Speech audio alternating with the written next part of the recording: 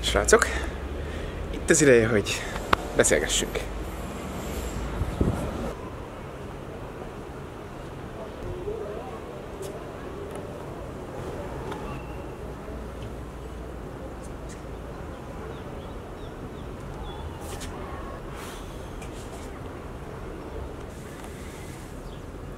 Elegem van.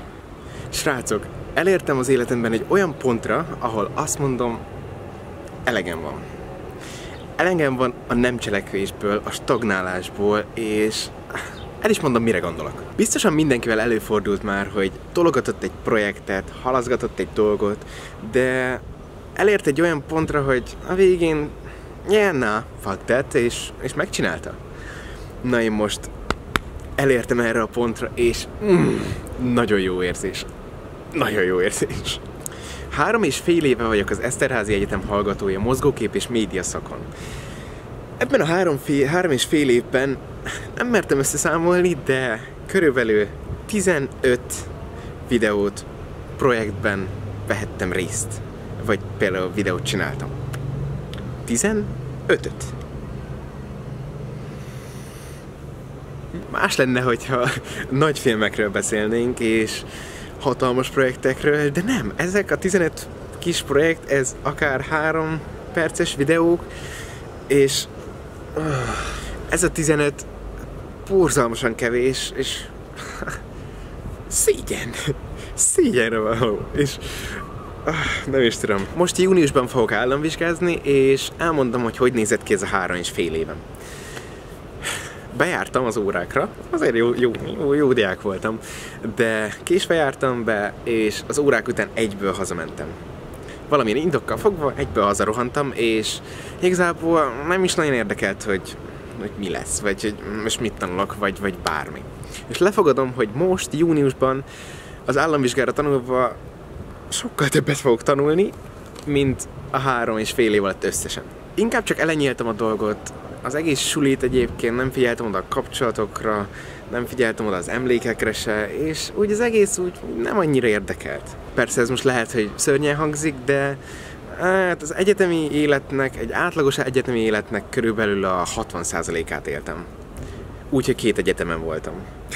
Szóval az egyik egyetemen megéltem a gólyabált, a gólyavatót, minden ilyen gólyatábort, minden ilyen kezdő lépést és bulit. Viszont az Eszterházy Egyetemen pedig már sok csoporttársam együtt lakott, együtt alkotott és együtt teremtettek rengeteg élményt, és van akit csak 4 vagy 5 év után ismertem meg, és egyébként tök jóban lettünk. Volt pár projekt, ahol betekintettem az ő életükbe is, és nagyon-nagyon jó volt, és nagyon jó lehet olyanokkal lakni, akik ugyanabban az irányba mennek.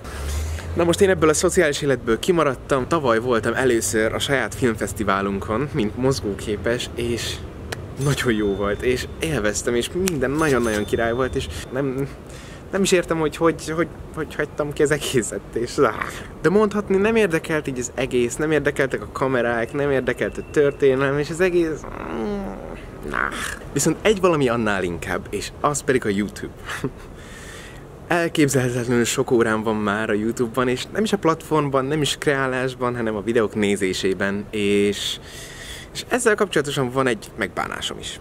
Na már nem is a videók nézésével eltöltött idő, hanem az, hogy nem kreáltam, és nem dokumentáltam.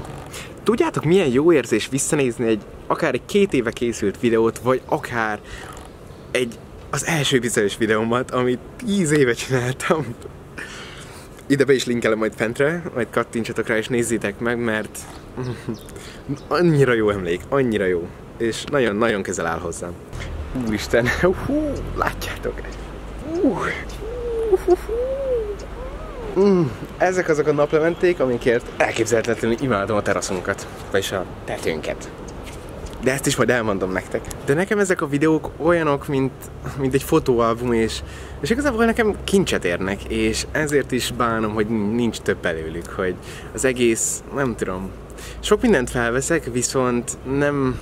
Rengeteg minden csak így nálam marad, és sosem készül belőlük videó, és előbb-utóbb ezek csak elvesznek, vagy nagyon eltorlódnak, elkallódnak, és És akkor milyen emlék marad majd ebből?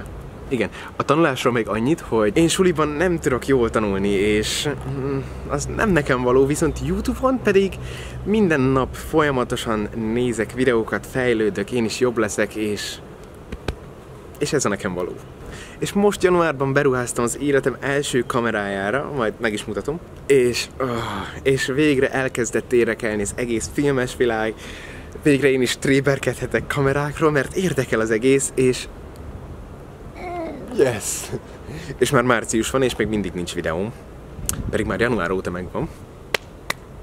Szóval erre a döntésre jutottam. Minden héten vasárnap ki fogok adni egy videót, amiből fejlődhetek, és akár lehet ez vlogszerű, akár lehet ez művészibb, de a lényeg, hogy én fejlődjek ezzel, és hétről hétre többé váljak, és jobb legyek. Ez jól hangzik? És abszolút muszáj vagyok egy ilyen helyzetbe préselnem magam, mert ez a helyes. Szóval tartsatok velem, jó móka lesz, és rengeteg mesélni való van. És azt se hiszem el, hogy mögöttem teregetnek. Találkozunk vasárnap.